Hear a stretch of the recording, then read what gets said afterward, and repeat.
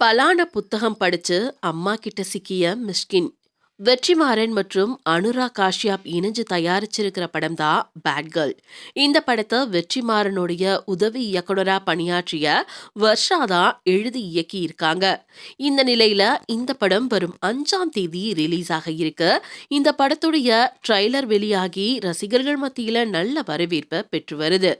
ஆனா ஒரு சிலர் வழக்கம் போல படத்தை மிகவும் மோசமா விமர்சனம் பண்ணிக்கிட்டு இருக்காங்க. இந்த படத்தை ரிலீஸ் செய்யக்கூடாது அப்படின்னு எல்லாம் பிரச்சனை எழுந்துச்சு.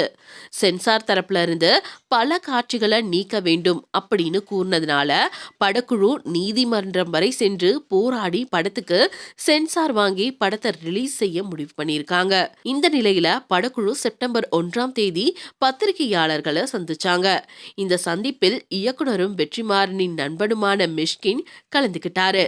அவர் பேசியதுதான் அங்க கூடியிருந்த பலருடைய கவனத்தையும் ஈர்த்திருக்கு. அதாவது இந்த சமூகத்துல ஒரு மாதத்தில் 30 நாட்கள் ஆண்களுக்கு இயல்பாவே கடந்து போயிடும். ஆனா பெண்களுக்கு அப்படி இல்ல. கொஞ்ச நாட்கள் வீட்டுல முடங்கி இருக்க சொல்றாங்க.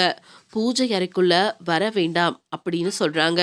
ஆண்களை விட பெண்கள் தான் பலமானவர்கள் அப்படின்னு சொன்னாரு. தொடர்ந்து பேசினவரு, நான் என்னுடைய 17 வயசுல பலான புத்தகம் படிக்கலாம் அப்படின்னு எனக்கு தெரிஞ்சவங்க கிட்ட சொல்லி 3 புத்தகங்களை வாங்கி வச்சிருந்தேன். அந்த பலான புத்தகத்தை என்னுடைய அம்மா வீட்ல இல்லாத நேரம் பார்த்து தான் படிப்பேன். அம்மா வீட்டு உள்ள இல்லாத சமயங்கள்ல நான் அந்த பலான புத்தகத்தில் இருக்கும் படங்களை மட்டும் பார்த்துட்டு மூடி வச்சிடுவேன். அம்மா ஒரு முறை மார்க்கெட் போயிட்டு வரேன், ஒருவரை சந்திச்சுட்டு வருவதா சொன்னாங்க. மேலும் அவங்க வரதுக்கு 2 மணி நேரமாவது ஆகும் அப்படின்னு சொல்லிட்டு போனாங்க. இதனால அம்மா வீட்டை விட்டு வெளியே போனதும் நான் வீட்டு கதவை மூடிட்டு அந்த 3 புத்தகங்களையும் படிச்சேன்.